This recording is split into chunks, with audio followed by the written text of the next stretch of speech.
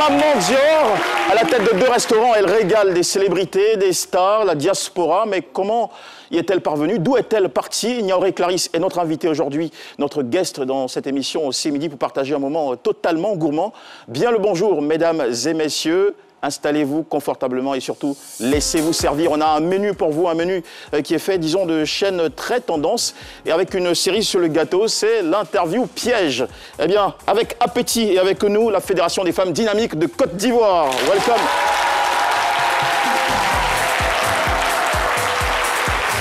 Bonjour Alicia. Michel. Alors on va parler un peu cuisine pour commencer. Est-ce que vous faites la cuisine à la maison? Oui, oui. Des fois en passant. Des fois souvent en en passant, d'accord. Oui. Et c'est quoi votre plat favori? Moi, j'aime beaucoup les pâtes. Donc, je suis beaucoup plus pâtes. D'accord, pâtes, ok. C'est bien bon. Flora, bonjour. Quand Flora se met en cuisine, qu'est-ce que ça peut donner? Ma spécialité, ce sont les escargots farcis. Les escargots farcis? Avec du riz. Avec du bon riz. Oui. D'accord, ça donne l'appétit. Allez, vous savez que dans la vie, chacun cherche à être meilleur dans son domaine. Lui, c'est le plus grand blessé d'Abidjan. Entendez par là, paumé, fauché. Pour lui, la galère n'a point de secret. Voici Glaouan Norbert pour vous servir. Je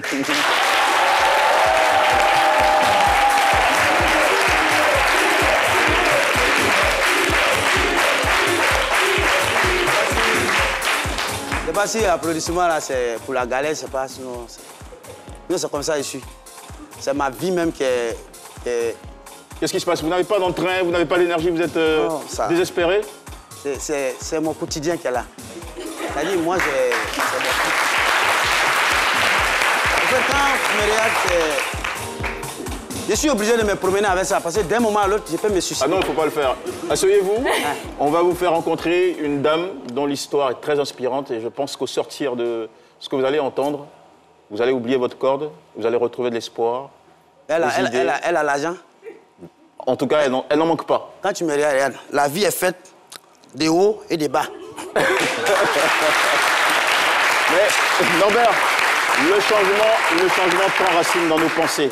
Cette femme va élargir vos horizons, elle va vous donner une nouvelle mentalité. Bon. Installez-vous et suivez ce C'est qui Dieu va qui va m'enlever dans ça, sinon... passer ce jour.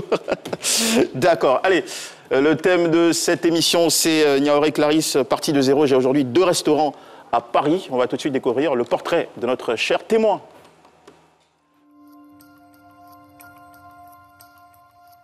Son histoire est celle d'une femme battante, devenue autonome au bout de 2 décennies d'efforts qui lui ont valu de se réaliser aujourd'hui. Au début des années 2000, Niaouré Clarisse débarque à Paris avec son petit garçon. Son mari, grâce à qui elle découvre la France, l'abandonne, contraint par les procédures administratives complexes pour se faire régulariser. Toute seule, avec son gosse, elle se bat avec ce qu'elle sait faire de mieux, la restauration. Après plusieurs années passées dans la sous-location, Clarisse ouvre un premier restaurant en 2016, puis un second 2 ans plus tard. Aujourd'hui, propriétaire de 2 restaurants, elle tient à démontrer à ses sœurs de la diaspora que le rêve est permis et qu'en misant sur son talent, on peut réussir à l'aventure. Clarisse Niaouré et Jean-Michel Onin sur le plateau de C'est Midi, c'est maintenant.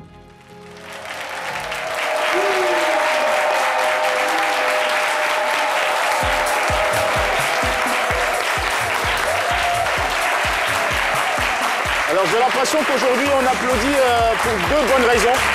Non seulement pour l'arrivée de l'invité, mais aussi pour le bon plat qu'elle nous ramène. Bonjour Clarisse Niaouré, Madame Niaouré. Bonjour. Voilà, pour cette émission, est-ce que vous souhaitez que je vous appelle Maman Dior, comme on le fait affectueusement sur Paris, ou vous préférez Madame Niaouré? Maman Dior. Maman Dior, Oui. vous êtes plus à l'aise avec ça. D'accord, ok. En tout cas, merci beaucoup. Vous ramenez un très très bon parfum. Ça fleure bon hein, depuis que vous êtes installé. Ça fait maintenant, disons, 30 secondes. Et ça fleure bon ici sur le plateau. Merci de nous donner autant d'appétit. Et face à ces bons plats, l'appétit de Dr Philo se déchaîne. Ouais. Oui. Dr Philo se déchaîne.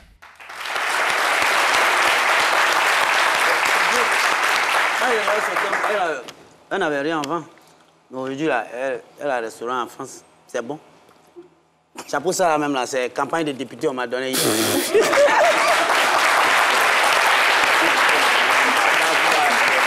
Qu'est-ce qu'il y a dans votre pain?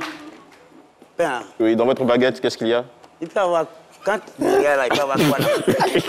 Non mais c'est la vie, ça fait pas rire. Campagne de député, là, j'étais dans les voitures, arrivé sur l'autoroute, ils m'ont fait descendre. Que moi, il y a à côté, malheur à l'air. Quand j'ai vu manger avec elle, là, ça me donne un peu d'espoir. J'ai vu manger là, ça me donne un peu d'espoir. Son histoire vous donnera 2 fois, 3 fois, 10 fois plus d'espoir. Mais c'est une battante. C'est une battante. Il faut se battre dans la vie. Tout à l'heure, tu m'as insulté. Quand tu as dit qu'elle sent bon, ça veut dire qui sentait mauvais? J'ai dit que...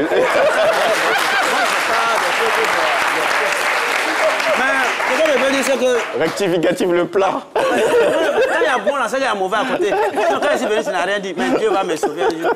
Sinon, quand la galère là, ça rend intelligent, c'est philosophique. Son nom même là, Niaouré là même là, c'était prévisible déjà sa réussite. Parce que Nia même là, ça veut dire, il y en a, en Djoula, ça veut dire Nia, tu as réussi. Quand on dit, va appeler quelqu'un, on dit Aouré, Kana. Donc Niaouré, elle m'a appelé la réussite, ça est dans son nom. Moi, je voulais la féliciter pour dire, ça pour dire que c'est vrai que la galère est triste, mais il ne faut pas en faire un truc. C'est souvent, faut pas te réfugier dans la galère. C'est quand la richesse là, au fait, galère là, quand tu es dedans, puis quand tu gagnes quelque chose demain, quand tu es né dans la galère, ça ne te dit plus rien. Mais c'est quand tu gagnes quelque chose dans lequel ta vie a changé. Mais vous êtes né dans la galère ou bien vous êtes devenu... C'est ma vie, ça est dedans. C'est ma vie même qui est là. Ma vie qui est là. Manger chez les blancs là même, c'est bon. Ça là, elle va gagner l'argent là-bas. Blanc là même là. Lui-même il dit non, manger mais c'est pas d'où il dit son nom. Si mais fait qu'au bac, c'est fait Mouko qui est dans le bac.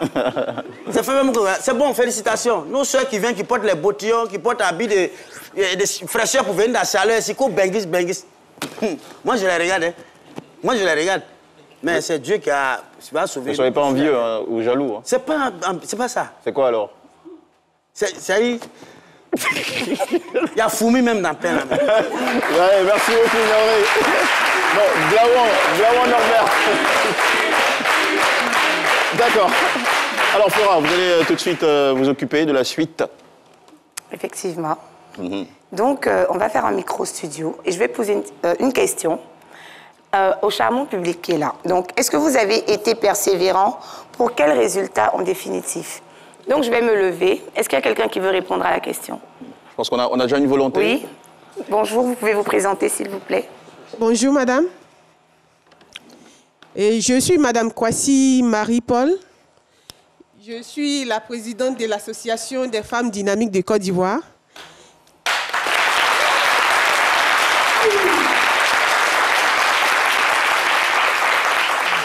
J'avoue que quand j'ai créé cette association, ça n'a pas été facile. Je m'en vais même faire des porte-à-porte pour dire au moment qu'il était important d'être en association. Et j'habitais en ce moment au quartier Maroc, au Pougon. Et les moments quand on vient à la réunion, je suis seule à la réunion. Ils disent que c'est là. Si on a fait des blancs, on salue, on dit bonjour, tout ça, on n'est pas dedans. Et donc, les moments où on négligeait cette association, aujourd'hui, l'association est devenue très grande parce que je n'ai pas laissé tomber. Il vous a fallu combien d'années de persévérance? Depuis 2011, l'association existait. Et on est en 2021 aujourd'hui. On est dans toutes les régions de la Côte d'Ivoire. On est 2000 mamans. Bravo pour cette belle résilience. Merci beaucoup. Il n'y a qu'une autre maman qui voulait répondre à la question. Toujours à la même question, et ça va être la dernière. Bonjour. Bonjour. Allez-y, madame. Sylvie. OK. Je suis membre de l'association. C'est depuis 2018 aussi, je l'ai connu. Grâce à Dieu. On ne va pas parler d'association. Est-ce que dans votre vie, vous avez dû persévérer sur un projet particulier, sur une ambition, et quel résultat ça a donné? Bon, je voulais faire du commerce. D'accord. Et puis, je n'avais rien. D'accord. J'ai pensé à mes parents, ma mère et mon oncle. J'ai exposé un peu mon problème. Et puis après, vraiment, c'était dur. Quand j'appelle l'autre fois, attendre jusqu'à 4 ans. Là où même je ne pensais même plus à ça, il faisait autre chose. Et puis j'ai reçu ce que j'ai demandé. Et j'ai dit merci à Dieu. Et vous avez lancé le commerce? Oui. Aujourd'hui, vous êtes à quel niveau? Bon, ça va. Merci beaucoup. Voilà.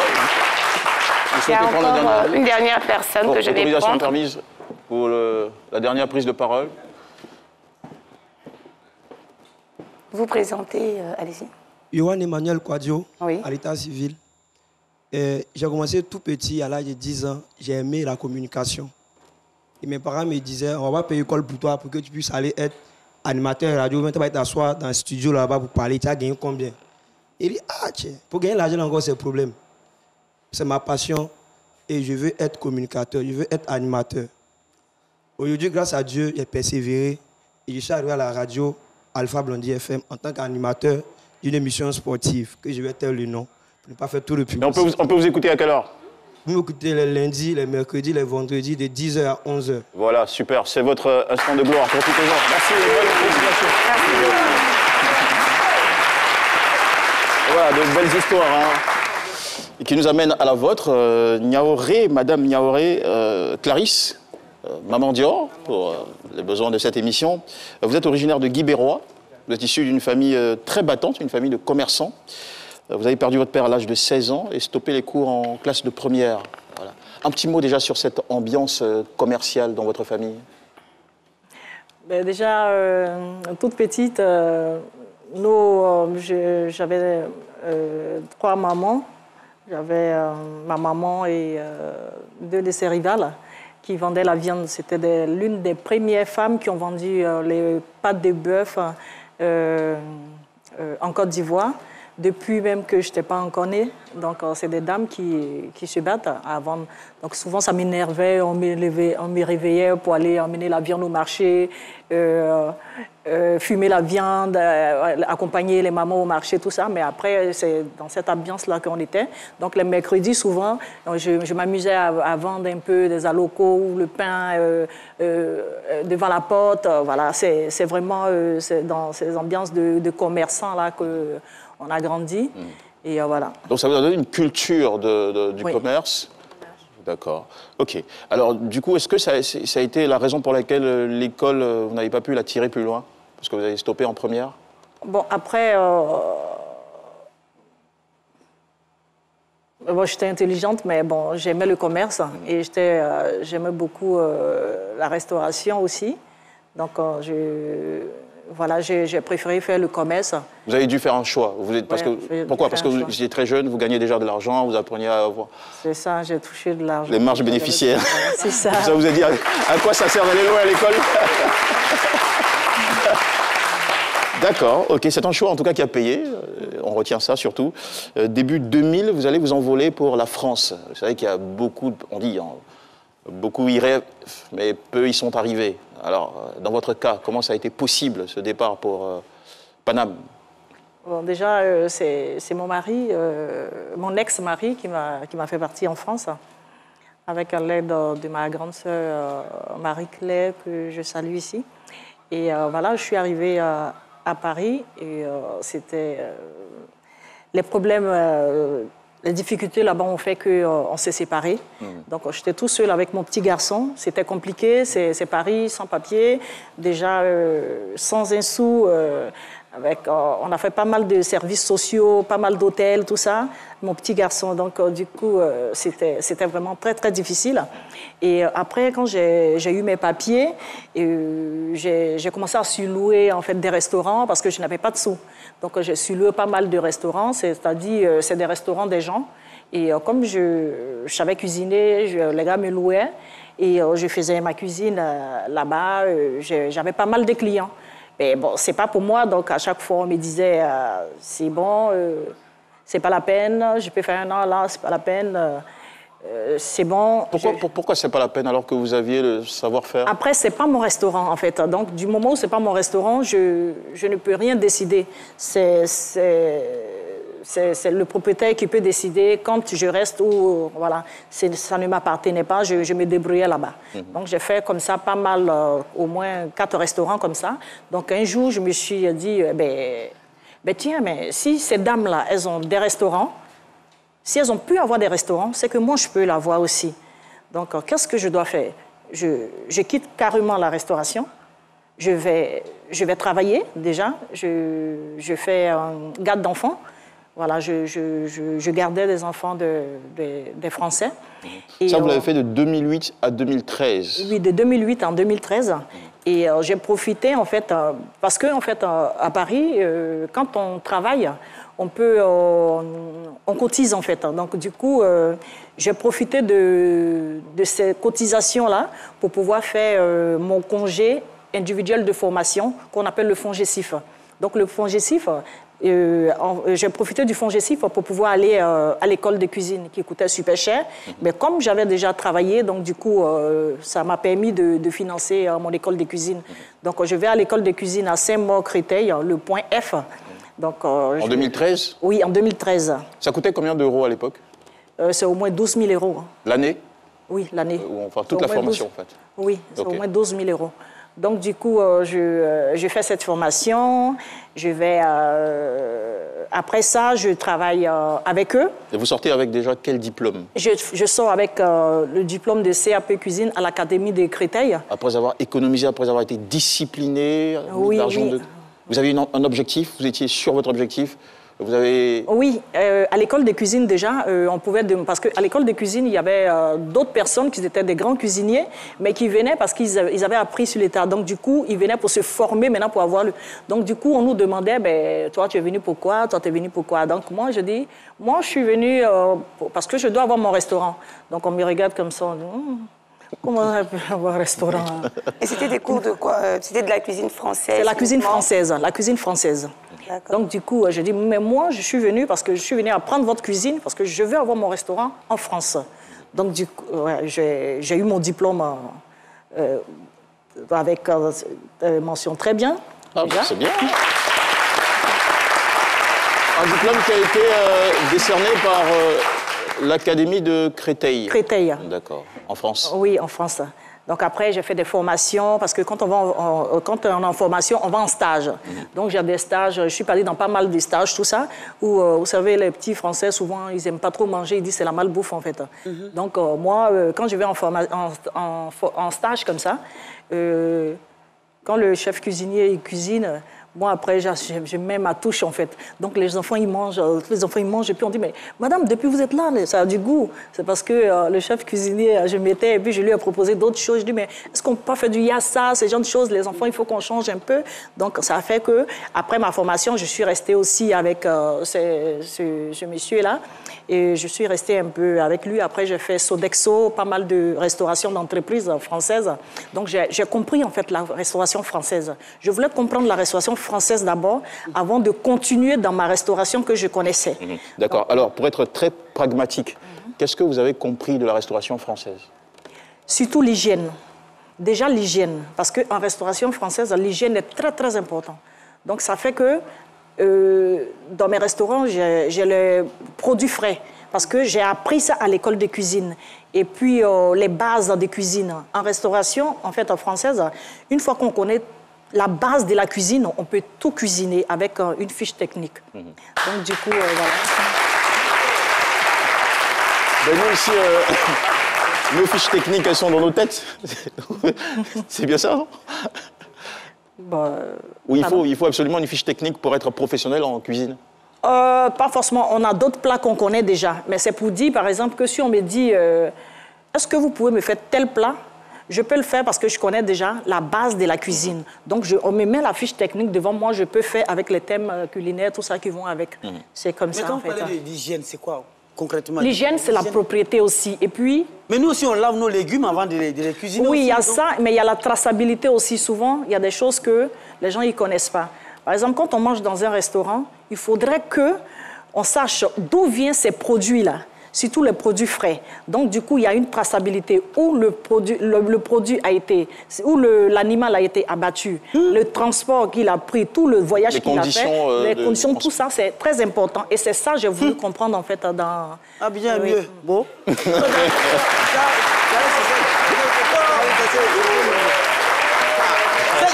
Ça qu'ils n'ont pas faim. Quelqu'un qui a faim va savoir où le produit est quitté. Il dit, Akpi, même nous, on mange là. Et c'est nous qui a vu Abdi Akpi.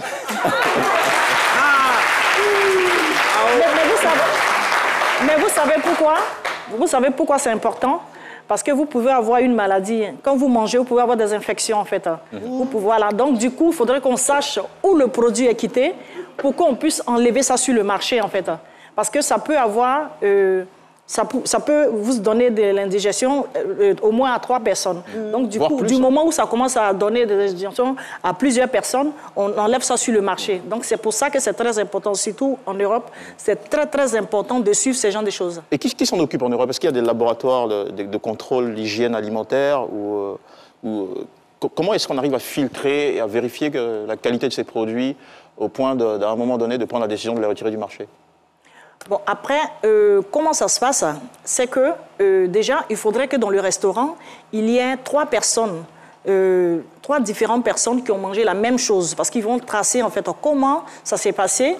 Et puis, ces 3 personnes ont mangé. Donc, en fonction de ça, on avise déjà le service. On appelle déjà sur le service qui s'en occupe pour que... Et puis, on lance une annonce pour qu'on enlève ça sur le marché. D'accord, OK. C'est comme ça se passe. J'ai bien compris. Donc, on fait un petit récap. Vous arrivez en France en 2000, difficulté avec votre ancien ex-conjoint, on va dire. Vous devez donc vous retrouver seul avec votre fils. Oui. 2004-2008, vous sous-louez des restaurants, ça se passe pas toujours bien en fin d'année, on vous remercie. Est-ce que pendant cette période-là, psychologiquement, vous vous sentiez bien, vous étiez affecté? Bon, chaque fois qu'on vous remerciait? Oui, ça m'attristait quand même, mais bon, après, je ne vais pas m'accaparer les restaurants des gens. Vous étiez déjà préparé à ce que du jour au lendemain, un propriétaire vous dise... Oui, je sais que ce n'est pas à moi, donc du coup, du jour au lendemain, c'est ce qui m'a donné cette force d'avoir d'acheter mes propres restaurants. D'accord. OK. Donc, 2004-2008, les sous-locations de restaurants. De 2008 à 2013, vous prenez le boulot de garde d'enfants. Voilà. Oui. 2013, après plusieurs économies, vous achetez, vous payez vous-même votre propre formation, vous sortez avec un CAP en cuisine obtenu à l'Académie de Créteil. 2014, vous travaillez dans le service de restauration de plusieurs entreprises françaises. Et puis, 2 ans plus tard, vous ouvrez enfin votre restaurant. Mais ça a été un chemin, il y a eu des péripéties. Ben oui. N'ouvre pas un restaurant qui veut en plein Paris. Oui. Alors, expliquez-nous. Ben, ce qui s'est passé, c'est que, en fait... En France, on peut se permettre de faire des prêts. Donc, du coup, moi, comme j'ai fait ma formation, je me dis, bon, je vais à ma banque pour pouvoir demander un prêt. Je vais à la banque et je dis, ben, tiens, voici mon projet. J'ai envoyé mon business plan, tout ça. Et j'avais déjà eu l'emplacement. J'ai eu une annonce, j'ai vu le restaurant dans mon quartier. Donc, je suis entrée dans le restaurant. Je dis, ben, j'ai regardé le restaurant, il était super beau. On est en 2015. Vous voyez une annonce. Que dit l'annonce, en fait?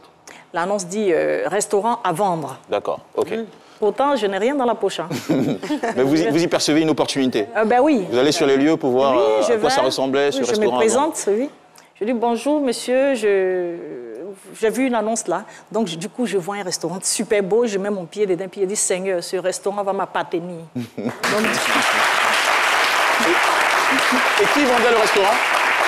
C'est un Français qui vendait le restaurant. Lui et sa femme, ils vendaient le restaurant. Donc, j'ai dit, bon, il m'a dit le prix. C'est énorme. J'ai dit, bon, d'accord, je vais chercher l'argent, je reviens. D'accord. On met le mystère autour du prix ou on le dévoile enfin? Non, on met le mystère, mais c'est énorme. C'est une petite marge dans les 50 000 euros. Dans les 50 000 euros. Minimum, c'est ça? OK. Allons-y. Donc, du coup, je dis, Seigneur, ce restaurant va m'appartenir. Ben, je vais chercher de l'argent et je reviens. Donc, il dit, OK. Donc, quand je vais à ma banque, on me refuse le prêt. On dit, ben non, on ne peut pas vous prêter. Je dis, mais pourquoi? On dit, mais vous n'êtes pas une entreprise. On ne prête pas aux nouvelles entreprises. Je dis, ben si vous ne me prêtez pas, à quel moment je vais être une ancienne entreprise si je ne commence pas? C'est ça. C'est bien dit. Donc, du coup, je me décourage. Je prends tous mes dossiers, je rentre chez moi. Comme mes enfants sont grands, ils vont à l'école. Je dis, bon, OK, attendez, hein, je vais envoyer l'argent là. Attendez un peu encore. Donc, je crée chez moi à la maison le club des amis.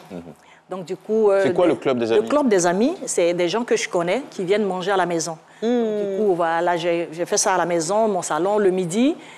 Voilà, il y a des gens qui font des réunions, des personnalités qui viennent, qui mangent, qui connaissent ma bouffe, donc qui viennent manger. En fait, dans votre histoire, commencer à partir de zéro, c'était simplement commencer à la maison.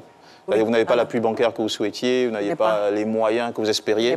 Donc vous dites, je sais cuisiner, je commence mon petit restaurant à la maison, avec des amis qui viennent manger chez moi et qui payent. Hein, oui, qui payent. D'accord, ok. Et je faisais aussi du service traiteur, comme je connaissais la cuisine française. D'ailleurs, j'ai fait le mariage de Kabila, Angelo Kabila. D'accord. J'ai fait le mariage de Mike Le Bosso, j'ai fait des mariages sur des bateaux, tout ça.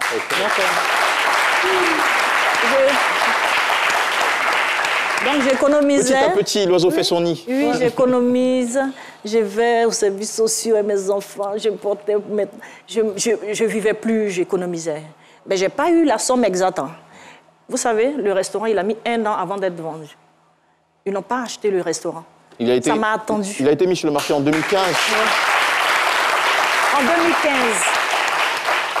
le restaurant n'a pas été... Personne ne voulait l'acheter. Personne. Parce que j'ai dit au Seigneur que ce restaurant allait m'appartenir. Ce qui est pour toi et pour ça ne va pas pour toi. Ça ne va pas pour te laisser. Donc j'ai dit au monsieur, bon, OK, j'ai pas eu la totalité de l'argent, mais j'ai eu assez quand même. Est-ce que vous pouvez prendre et puis le reste, j'ai payé à crédit? Ils disent, vous êtes très honnête, vous êtes battante, je sais que... Et puis je vous suis sur les réseaux sociaux, un blanc. Je vous suis sur les réseaux sociaux parce que vous avez fait de la bouffe à la maison. Venez, je vous donne le restaurant. On a signé devant un avocat, tout ça. Il m'a vendu le restaurant. Et en 8 mois, je lui ai dit, en 8 mois, je payais le restaurant. Je finissais de payer. Et en 8 mois, j'ai fini de payer le restaurant.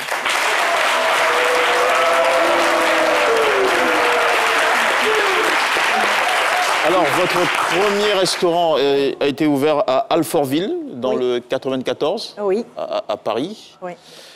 Si nous comprenons très bien, vous avez pu payer ce restaurant avec les économies, les bénéfices de votre activité depuis la maison. Oui, depuis la maison. Uniquement ça. Avec traiteur et les économies, voilà. Okay. D'accord. C'est super. C'est une très très belle histoire. Et, en 2016, lorsque vous ouvrez ce restaurant, Philo a une question avec le pain de la bouche. Je n'ai pas de question. Et en fait, je voulais dire, tiens, elle aurait dû venir plus tôt à Abidjan. Si elle était venue tôt là, elle allait préparer la mariage de Vital. On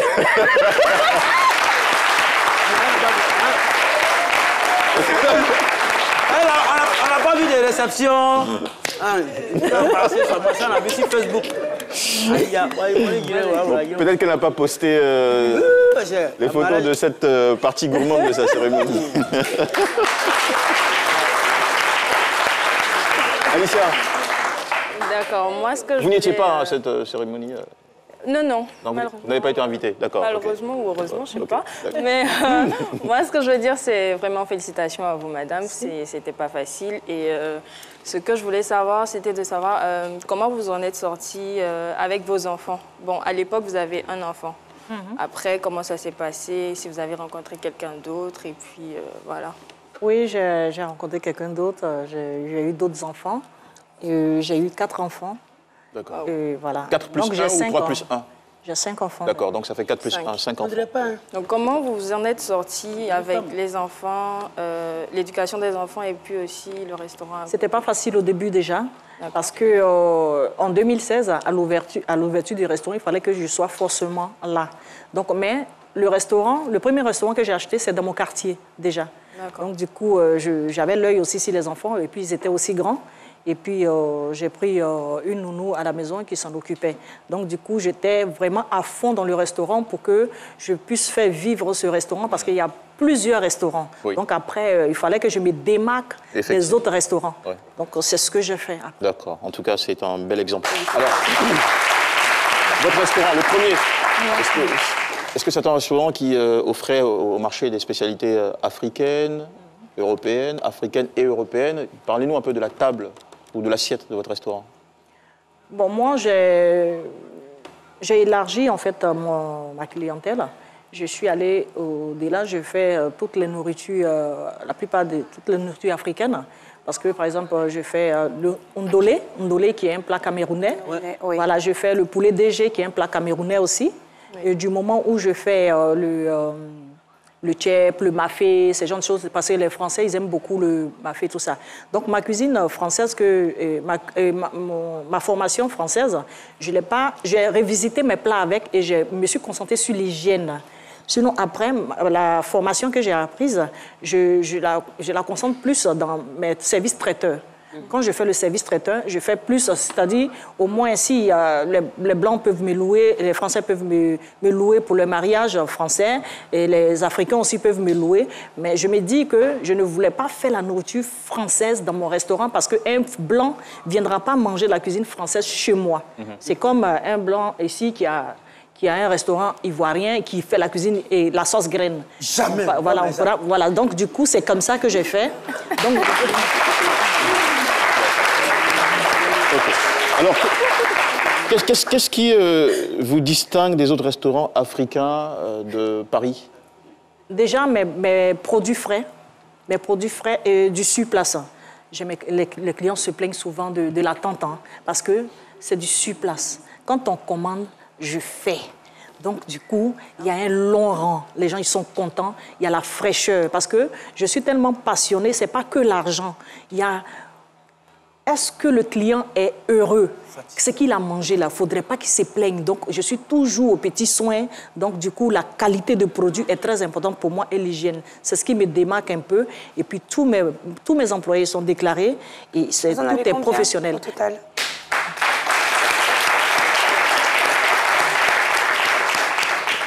J'ai 20 employés dans mes restaurants et j'ai 20 employés quand je fais mon service traiteur. Ça me fait 40 employés. D'accord. On a encore quelques questions sur la fraîcheur des produits parce que qui sont vos fournisseurs? Si ce sont des repas africains, c'est-à-dire que les ingrédients doivent venir du continent africain, comment vous arrivez à assurer la fraîcheur de ces produits? On va discuter toutes ces questions-là quand on reviendra juste après la parenthèse publicitaire sur RTI1. Mesdames et messieurs, à tout de suite.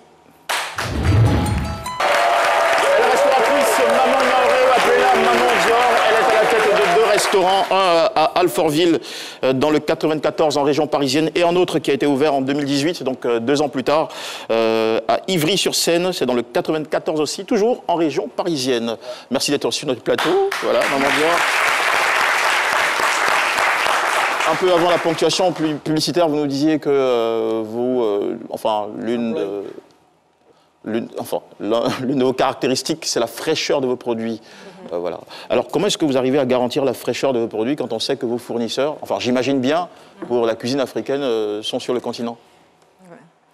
Ou bien vous vous approvisionnez directement sur la France? Non, ça vient d'ici. D'accord. Ça vient dans des thermos réfrigérés. OK. Et ça vient directement. Donc, c'est-à-dire que les légumes... Non, pas les légumes. Les légumes sont là-bas. C'est mes escargots que j'enlève ici. Okay. Et voilà, mon poisson frais. Vous savez, l'avion, c'est tout de suite en 6 heures, c'est là. Okay. Donc, du coup, voilà. Et big up déjà à ceux qui s'en occupent ici. Ma grande sœur qui fait tout l'effort là, Marie-Claire, c'est elle qui fait tout le boulot ici. Voilà, donc... C'est votre bras à Abidjan, en fait. C'est mon bras à Abidjan. D'accord. Alors, parlons maintenant impôts, charges fixes et variables. Alors, le système fiscal en France, est-ce qu'il est favorable pour vous, restaurateurs? Est-ce qu'on paye plus cher les impôts? Est-ce que ce n'est pas une pression, une charge? Bon, en fait, ce n'est pas que restaurateur seulement. Mais vous savez, même quand on a une entreprise là-bas, ça coûte super cher. Ça coûte parce que déjà, c'est comme si tous les produits, tous les plats qu'on vend, si on vend un plat de 10 €, l'État a au moins 5% ou 10% dessus. Donc voilà, c'est pas facile, ils prennent beaucoup, mais au moins, c'est bien de tout déclarer, c'est bien de bien faire ces choses si on veut durer dans une entreprise. Parce que ça fait que l'État, il prend tellement que on se cache à ne pas déclarer certaines personnes. On fait beaucoup de choses frauduleuses. Frauduleuses. Donc, du coup, voilà. Donc, moi... Ça vous est arrivé quand même de le faire? Non. Ça, c'était avant, en fait? Oui. Avant, parce que c'était pas une société. Voilà, moi, je me débrouillais dans... Voilà, ça, c'était pas à moi. Mais la dame, elle déclarait ces endroits. Donc, moi, c'est comme si j'étais son employé quand j'étais dans ces restaurants. C'est comme ça que ça se passait. Donc, moi, j'ai très, très peur de tout ça. Donc, je fais mes choses bien et je suis tranquille. Et vous arrivez à vous en sortir avec tous ces prélèvements du système fiscal? Oui, j'arrive à m'en sortir, vu que je ne suis pas gourmande dessus. Donc, ça fait que je gagne ce que je peux gagner. Déjà, mes restaurants marchent super bien. Je ne vais pas amasser tout l'argent pour ma poche. Donc, du coup, l'État a son chose ce qu'il doit prendre dedans. Donc, c'est mieux. Au moins, on dort tranquille. OK, j'arrive en France, en région parisienne. J'ai envie de manger ivoirien. Quel type de recette je peux trouver dans votre restaurant? Ça s'appelle déjà comment? Le son des marmites. Le son des marmites, d'accord. Voilà. Que ce soit à Alfortville ou à Ivry-sur-Seine, c'est toujours le son des marmites? Oui. D'accord. Qu'est-ce que je peux trouver comme plat ivoirien chez vous? Bon, il y a déjà la soupe du pêcheur qui m'a lancé déjà. Depuis 2016, je faisais la soupe du pêcheur là-bas. Les gens se disent, ah, mais à Paris, soupe du pêcheur. J'ai fait la soupe du pêcheur, j'ai fait le talier royal que j'ai inventé. Le talier royal? C'est quoi le talier royal? Le talier royal, c'est une sauce à Caen où il y a des queues de bœuf fumées dedans, il y a poisson fumé dedans.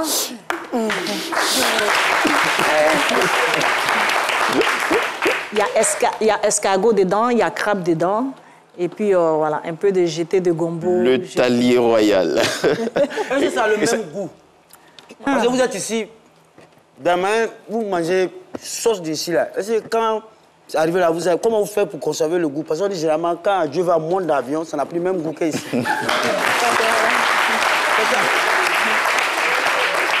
Comment vous faites pour conserver le même goût? Il y a une petite différence. Bon, après, il y a le doigté magique, en fait, que j'ai.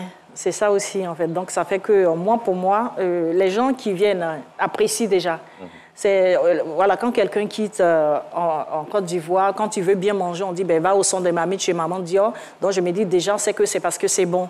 Et j'ai pas mal de footballeurs qui viennent manger là-bas, pas mal d'artistes. Ils ont fait emporter. C'est très intéressant, ça. Je prends pas mon nom. Alors, si vous deviez donner des étoiles à votre restaurant, vous en donnerez combien? Moi, je peux donner 5 étoiles. 5 étoiles. Et les notes des consommateurs sur les réseaux sociaux, parce que vous savez. J'avais dit 4, 7. Ouais, 4, 5, voilà. Vous êtes à 4 et 5 étoiles. C'est super déjà, ok. Max Gradel. C'est Max Gradel. Ah oui, Max Gradel qui mange aussi. Faut pas trop mettre huile dans le poêle, là. Les éléphants, ils vont trop lourds. Il y a la canne qui arrive. Alors, vos ambitions prochaines, on va dire. Ouh, les éléphants. Je compte faire en chaîne des restaurants. Je suis en train de faire en chaîne des restaurants dans pas mal de villes à Paris. Est-ce que vous allez venir vous installer en Côte d'Ivoire? C'est en projet. C'est en projet? Oui. Apparemment, c'est pas pour maintenant. Hein. Ah. C'est en projet. Parce qu'il faut déjà tout ficeler d'abord. C'est pas facile si on est là-bas. Donc, il faut vraiment tout cadrer, en fait. C'est pour ça. D'accord. Alors, est-ce que vous avez un petit conseil à donner? Vous savez que les femmes africaines, en général, sont très entreprenantes. Parfois, là où ça bloque, c'est les moyens, les ressources pour commencer. Elles ont des difficultés particulières. Et vous en avez connu énormément. Vous en êtes sorti aujourd'hui. Quelle expérience pourriez-vous partager avec elles? Quel message? Moi, tout ce que je peux dire, c'est de croire à son rêve déjà. C'est le plus important. Et souvent, quand on a qu'est-ce qu'il faut dire? Quand on a une passion, il faudrait surtout notre sœur de la diaspora, elles oublient leur passion quand elles arrivent, en fait. Souvent, elles sont obligées de faire ce qu'elles n'ont pas envie de faire et elles restent là-dedans. Au début, on peut le faire, mais après, on peut se concentrer sur sa passion et puis persévérer, surtout persévérer, et puis y arriver. Ouais. Comme vous l'avez fait d'ailleurs, garde d'enfants, petit boulot, et finalement, votre restaurant. Merci beaucoup, Maman Dior. Restez avec nous pour nous servir. Oui, qu'est-ce que c'est? Qu'est-ce que c'est? C'est des gambas que j'ai fait. D'accord. Philo, tu peux envoyer ton pain? Envoie ton pain, il faut mettre ton pain. Et j'ajoute qu'elle a ramené aussi beaucoup d'autres plats très fumants et goûteux qui nous attendent quelque part dans le bureau. Merci beaucoup, Maman Dior. Et pendant que Philo se fait servir, nous allons partir tout de suite pour l'enchaînement. On va se faire une... voilà. Alicia, c'est avec vous. Donc je laisse ça. Gambas. Pardon. Ah non, après, juste Donc, allez, Flora, ça va, vous êtes prête? Oui, c'est bon. Dieu va te bénir.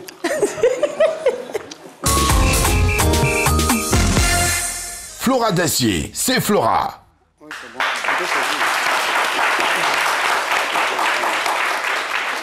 Comme chaque année, le mois de mars est dédié aux droits des femmes. Et donc, tout au long de ce mois, je vais vous proposer des pièges faits uniquement avec des femmes. Et nous allons de ce fait débuter avec une militante ivoirienne des droits des femmes, Madame Mariam Dao Gabala. Donc, elle était nommée sénatrice par le président de la République en 2019. Et elle est aujourd'hui présidente du comité de normalisation de la FIF. Je ne vous en dis pas plus, je vous laisse découvrir tout simplement. Dao Gabala, bonjour. Bonjour. Donc, vous êtes née en 1965 et... Vous me rajeunissez, là. Pardon? Vous me rajeunissez. Ah bon? Comment? 1960. Ah, c'est pas 65? Ah, vous me rajeunissez de 5 ans. Ça me fait plaisir. Après, vous êtes une très belle femme. Ah, merci. Voilà. Et vous êtes une militante ivoirienne pour les droits des hommes. Pourquoi avoir choisi les hommes plutôt que militer pour le droit des femmes? Disons que c'est plutôt les droits de la femme, par extension, les droits de l'humain. J'ai une copine, elle s'appelle Fatou, elle vous adore. Franchement, c'est ce qui m'a dit, non mais Flavie, il faut que tu aies Madame Gabala, elle vous adore. Alors, elle m'a même dit de vous poser une question. Oui. On sait un peu qui vous êtes, on connaît également... on sait également ce que votre mari il fait. Donc, elle voulait savoir si est-ce qu'après, elle pouvait pas avoir quelques feux d'artifice pour l'anniversaire de son copain samedi prochain. Oh, ça, je peux toujours lui demander. Hein. Ça, il n'y a pas de souci. C'est vrai qu'elle est dans les feux d'artifice. Oui, elle adore les feux d'artifice. Mais elle est ici à Abidjan? De temps en temps. Mais elle veut un feu d'artifice comment? Puisque je pars avec. Ah non, là, ça va être difficile parce qu'il vous faut des autorisations spéciales. Mais en fait, moi, souvent, on peut cacher. Hein. Non. J'ai vu également que vous avez de nombreux garçons. Oui. Ils ont Ouf, ils sont grands. Non, pardon, je me suis trompée. C'est ça. Vous avez plutôt 5 filles non, et pas de garçons. 5 garçons. Mais j'ai pas de filles. Attendez, ou bien j'ai dû me tromper dans les recherches. J'ai 5 garçons, mais j'ai pas de filles. Parce que j'ai fait des recherches sur Wikipédia. On m'a dit que vous aviez 5 filles. Oh, ils se sont trompés alors. J'ai 5 garçons, mais j'ai pas de filles. Depuis 20 ans, vous travaillez pour l'ONG glamour.com, on en parle rapidement. Pour l'ONG quoi? Glamour.com. C'est une ONG que je connais pas, mais je travaillerai bien avec eux. Depuis 20 ans, vous êtes bien avec une ONG? Non. Glamour.com. Oui, glamour.com. Non. J'aime tout ce qui est glamour, de temps en temps, mais non. Je connais pas. Vous êtes vraiment sûr? Je pense pas qu'ils existent. Vous êtes sûr que vous connaissez pas glamour.com? Non, je connais pas. Donc là, je crois qu'on a un peu fait le tour de votre carrière. Merci. Donc là, si vous deviez vous décrire en quelques mots, qu'est-ce que vous diriez? Je dirais que je suis l'inverse de tout ce que vous avez dit. L'inverse, comment? Ça veut dire que je suis un garçon. J'ai beaucoup milité pour le droit... Franchement, vous avez une très belle tenue. Merci. J'ai beaucoup milité pour le droit des femmes. C'est assorti, et des plus démunis. Le foulard, la robe... Ça, par contre, c'est moi. Les bracelets... C'est moi. Vraiment, je suis très ravie de vous avoir reçu. Merci. Et j'espère vous revoir un autre jour pour une interview tout aussi intéressante. Merci. Merci, Madame Gabala. C'était un plaisir. L'une des choses qui m'a éclaté, c'est lorsque vous lui avez dit « J'espère vous revoir un autre jour ». Elle va jamais revenir. Une interview. Elle n'a pas dit... Elle va jamais revenir. Elle n'a pas dit absolument, elle a dit merci. Elle va pas revenir, même si je l'appelle. Elle va plus revenir. Glamour. Comment s'appelle l'ONG? L'ONG glamour.com. Glamour.com. Est-ce que les belles chaînes, ça fait partie du glamour? Oui. Ouais. Les accessoires... Les accessoires, c'est très important. D'accord, ok. Alicia va nous donner la confirmation. Là, tout de suite. Tout à l'heure.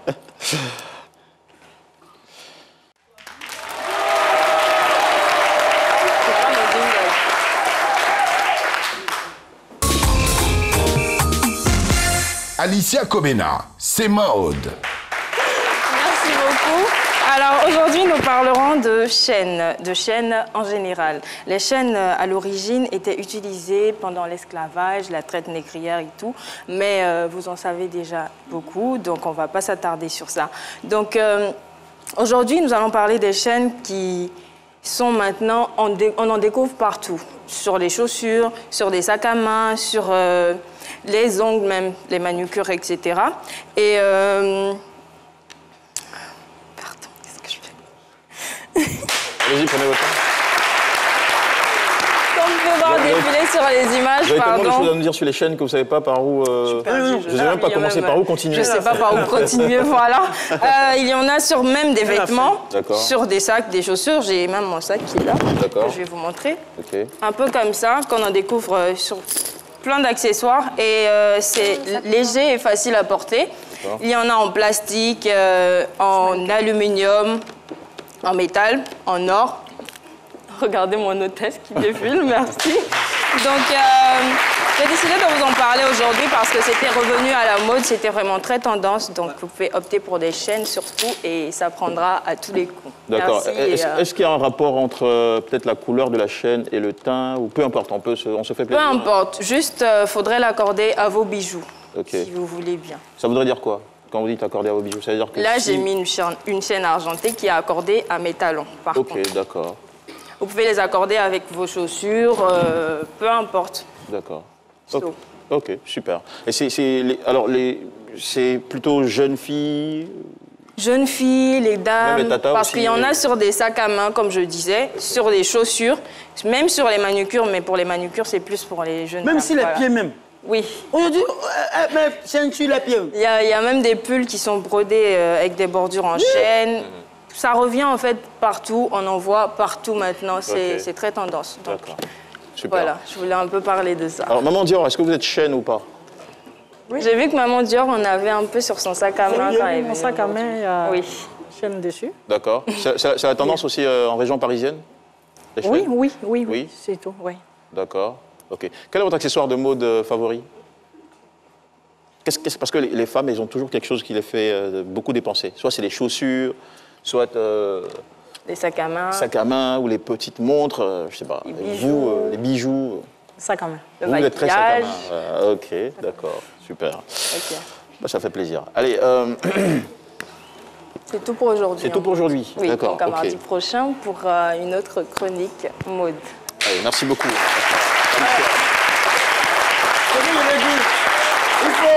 Il faut croire à son destin. Il faut croire en Dieu, il faut croire en soi-même, en ses compétences. Je suis arrivé avec pain, là, il n'y avait rien dedans. Je repars le pain rempli, il faut croire en Dieu. Vous avez retrouvé de l'espoir. Hein?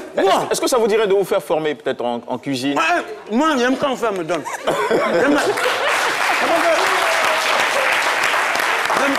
Maman Dior, est-ce que vous formez des petits jeunes en cuisine? Oui. Ouais. J'ai formé pas mal de petits Français. Vous savez, quand ils sont en troisième, souvent, ils ne savent pas trop où s'orienter. Ils font des petites formations pour pouvoir voir un peu. Donc, si un jeune veut dire qu'il veut faire la restauration, il va découvrir un peu 1 semaine, 2 semaines là-bas. D'accord. Puis voir s'il peut... Vous avez des enfants qui... Merci beaucoup. On retiendra ce que vous nous avez dit, ne jamais abandonner sa passion, parce que la passion porte du fruit. Je veux dire même du fruit de la passion. C'est ça même. Il est délicieux. Ah, voilà, mais ça, là, le résultat de la persévérance. En tout cas, très bonne journée à tous et à toutes. Merci de nous avoir suivis. Merci à toute l'équipe. Merci à la Fédération des femmes dynamiques de Côte d'Ivoire. Demain, le grand jeu des chroniques en direct sur votre chaîne de télé.